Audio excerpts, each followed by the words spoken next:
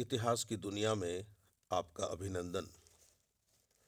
इतिहास पाठ में आज हम पढ़ेंगे महात्मा बुद्ध के समय की धार्मिक अवस्था के बारे में।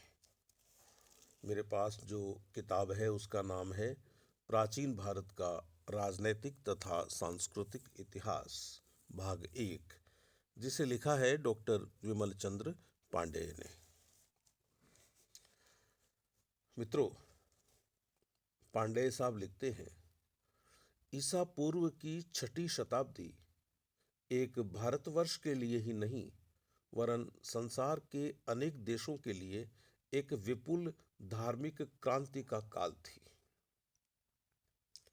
चारों ओर मनुष्य की जिज्ञासा युग युग के पूंजीभूत विश्वासों के आवरण को चीर कर देखना चाहती थी।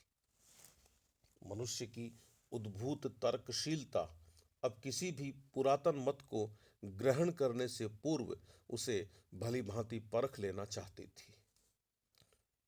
उसकी सत्यान्वेषणी दृष्टि के समक्ष प्राचीनतम अंधविश्वास कांप रहे थे।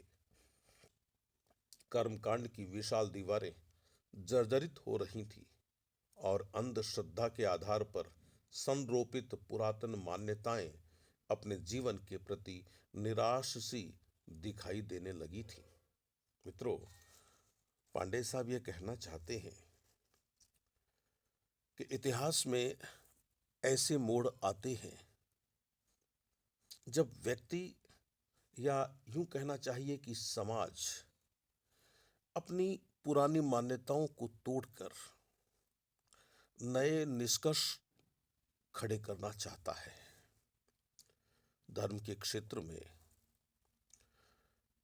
महात्मा बुद्ध का उदय इसी तरह के निष्कर्ष खड़े करने का दौर था।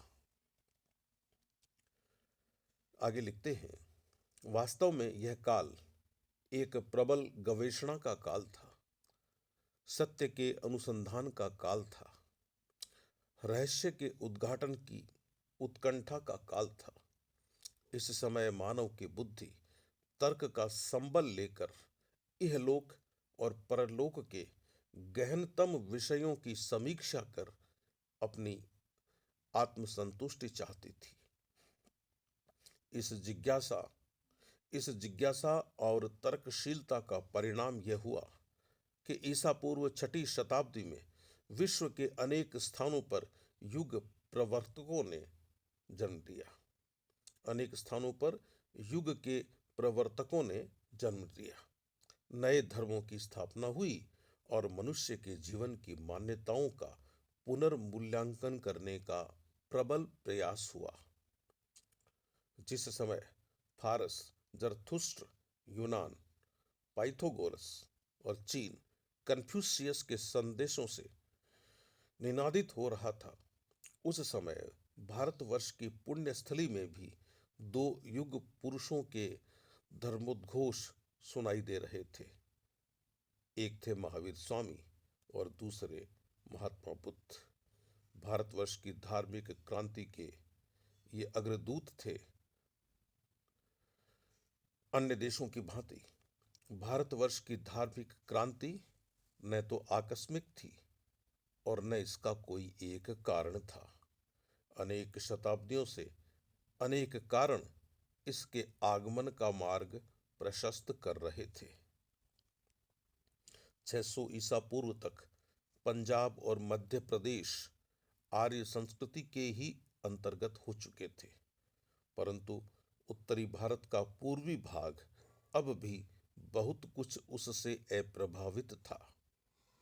यही कारण है कि ब्राह्मण व्यवस्थाकारों ने बहुत दिनों तक मगध और विदेह जैसे पूर्वी प्रदेशों को आर्यावर्त की सीमाओं से बाहर रखा और उन प्रदेशों को आर्यों के निवास के लिए अनुपयुक्त बताया। अन्य वर्गों की कौन कहे, पूर्वी प्रदेश के ब्राह्मण भी उदीच्य ब्राह्मणों की अपेक्षा हीन समझे जाते थे। अन्य वर्गों की कौन कहे, पूर्वी प्रदेश के ब्राह्मण भी उदीच्य ब्राह्मणों की अपेक्षा हीन समझे जाते थे। इसका कारण यही था कि पूर्वी प्रदेश में अनार्य सभ्यता अब भी अवशिष्ट थी और यह आर्य सभ्यता के साथ मेल नहीं खाती थी। आर्य और अनार्य सभ्यताओं का प्रमुख अंतर यह था कि जीवन के प्रति उनका दृष्टिकोण परस्पर विरोधी था। आर्य सभ्यता ऋग्वैदिक काल से ही नितांत प्रवृत्ति मार्गी थी। संसार त्याग, वैराग्य अथवा काया क्लेश के सिद्धांतों के लिए उसमें कोई स्थान नहीं था। ऋग्वेद में एकाध स्थान पर तपस्वियों और सन्यासियों का वर्णन मिलता है, परंतु उन्हें पढ़ने से स्पष्ट हो जाता है कि वे निंदा और घृणा के पात्र थे। ऐसा प्रतीत होता है कि वे तपस्वी आर्य नहीं, अनार्य थे और इसी से उनकी लोक विरुद्ध तपश्चर्या की भर्त्सना की गई है। संपूर्ण ब्राह्मण व्यवस्थाकारों ने गृहस्थाश्रम को ही चतुराश्रम में सर्वोपरि माना है। संपूर्ण ब्राह्मण व्यवस्थाकारों ने गृहस्थ आश्रम को ही 4 आश्रमों में सर्वोपरि माना है। यह तथ्य भी आर्य सभ्यता की प्रवृत्ति प्रधानता की सूचना देता है। यह तथ्य भी आर्य सभ्यता की प्रवृत्ति प्रधानता की सूचना देता है। आर्य सभ्यता में कालांतर में जो निवृत्ति मूलक अंग दृष्टिगत होते हैं, वे कदाचित अनार्य सभ्यता के परिणाम हैं। सिंधु सभ्यता में प्राप्त योगीराज की मुद्रा यही प्रकट करती है कि अनार्य सभ्यता में तपस्या, काया क्लेश और वैराग्य आदि की सामान्यता थी। आर्य अपनी प्रवृत्ति प्रधान सभ्यता को लेकर आए। यहाँ निवृत्ति मूलक अनार्य सभ्यता के साथ उनका संपर्क हुआ। आर्य अनार्य एकमात्र जातीय संघर्ष ही न था, वरन यह सांस्कृतिक संघर्ष भी था। मित्रों, जब पांडे साहब लिखते हैं कि आर्य अपनी प्रवृत्ति प्रधान सभ्यता को लेकर भारत में आए, तो यहां असहमति खड़ी हो जाती है। जब यह किताब लिखी गई थी, उस समय अंग्रेजों द्वारा प्रचलित यह धारणा ही अधिक स्वीकार की जाती थी कि आर्य भारत में बाहर से आए। लेकिन अब यह स्पष्ट हो चुका है कि आर्य भारत में बाहर से नहीं आए, आर्य भारत के ही रहने वाले थे। वे जिस संघर्ष की बात करते हैं, वह संघर्ष भारत के भीतर ही वर्गों का आपसी संघर्ष था। लिखते हैं पांडे साहब, आर्य अनार्य एकमात्र जातीय संघर्ष ही न था, वरन वह सांस्कृतिक संघर्ष भी था। दीर्घकालीन संघर्ष और सहवास के परिणाम स्वरूप एक सभ्यता ने दूसरी सभ्यता को न्यूनाधिक मात्रा में प्रभावित किया, इसमें कोई संदेह नहीं। यह अनुमान स्वाभाविक प्रतीत होता है कि अनार्यों की निवृत्ति मूलक संस्कृति बहुत प्राचीन काल से अदृष्ट रूप से वृत्ति मूलक आर्य संस्कृति का विरोध करती आ रही थी। इस विरोध का सबसे अधिक प्रबल केंद्र मगध में ही था, जो ईसा पूर्व 6ठी शताब्दी तक पूर्ण रूप से आर्य संस्कृति के प्रभाव में नहीं आया था। इसी प्रदेश में पुरातन आर्य धर्म के विरुद्ध विद्रोह हुआ और यह विद्रोह निवृत्ति मूलक था। जैन और बौद्ध धर्म ही प्राचीन ब्राह्मण धर्म की प्रवृत्ति प्रधानता के विरोधी थे और दोनों ही वैराग्य में मनुष्य का परम कल्याण देखते थे। उनके धर्म की निवृत्ति वृत्ति या इसको निवृत्ति पारायणता कह सकते हैं, सैद्धांतिक रूप में आर्य व्यवस्था का अंग नहीं कही जा सकती थी। वह तो अनार्य धर्म का ही प्रच्छन्न प्रभाव थी। अपने साधना में जीवन और ज्ञान के कारण वैदिक काल में ब्राह्मण वर्ग की सर्वोपरि प्रभुता स्थापित हुई। वह समाज का मस्तिष्क था और पठन पाठन तथा यजन याजन के द्वारा समाज की बौद्धिक एवं धार्मिक आवश्यकताओं की पूर्ति करता था। अपने इन्हीं उदात्त कर्मों के कारण वह संपूर्ण समाज की अनन्य श्रद्धा भक्ति और दयादान का अधिकारी था। इसके अतिरिक्त उसे अनेक अन्य विशेषाधिकार प्राप्त थे। समाज के चतुर्वर्णों में दूसरा वर्ण क्षत्रिय का था। समाज के चतुर्वर्णों में दूसरा वर्ण क्षत्रिय था। इसके हाथ में देश की संरक्षा और शासन व्यवस्था का भार था। अतः यह कम महत्वपूर्ण नहीं था। स्वयं ब्राह्मण भी अपनी संरक्षा और अपने जीवन के निर्वाह के लिए क्षत्रियों पर निर्भर थे।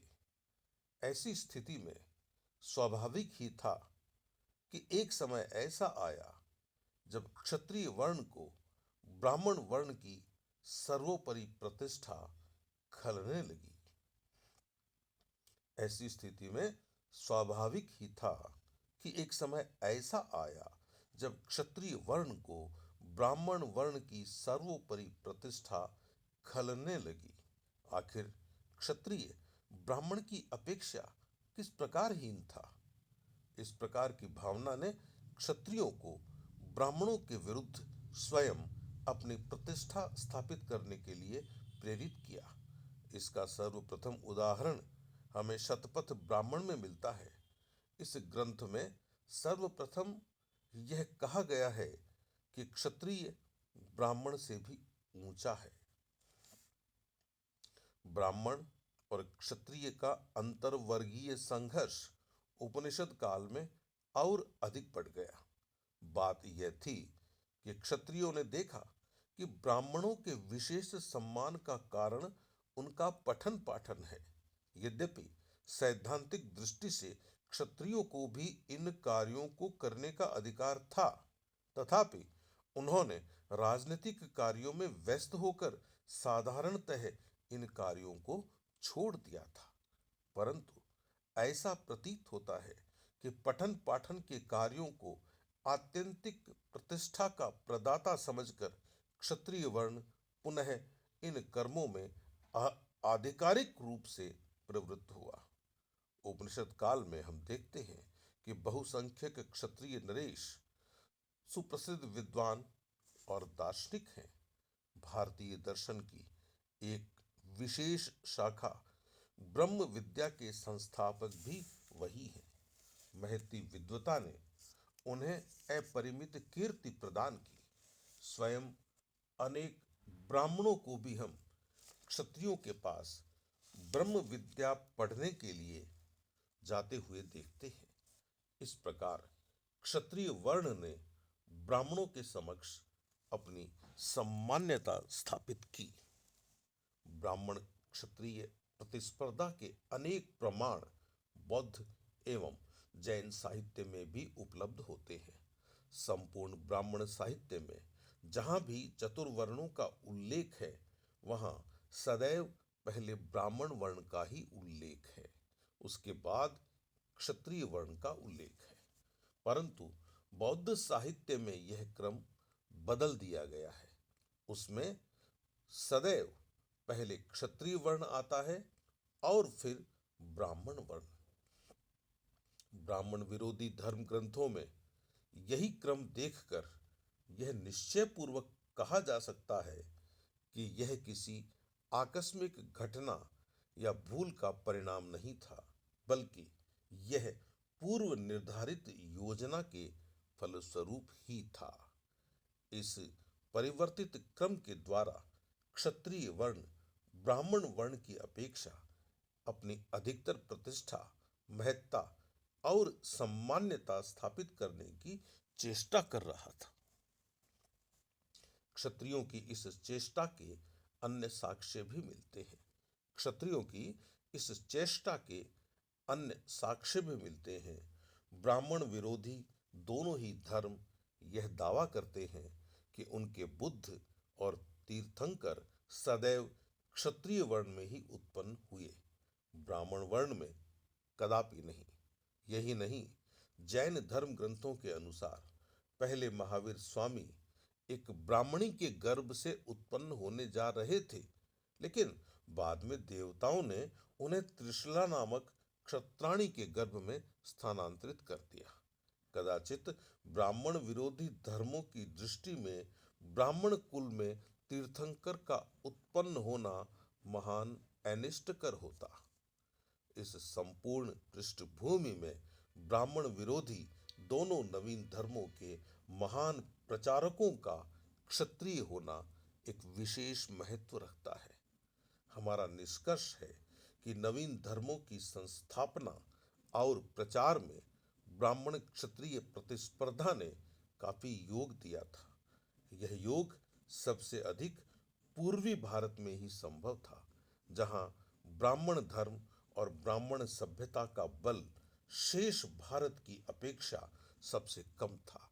इस दृष्टि से पूर्वी भारत में ही दोनों नवीन धर्मों का उदय विशेष विचारणीय है।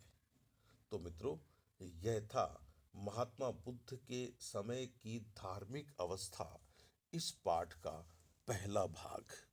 दूसरे भाग के लिए हम फिर मिलेंगे। तब तक अपने इस मित्र को आप आज्ञा दीजिए। नमस्कार।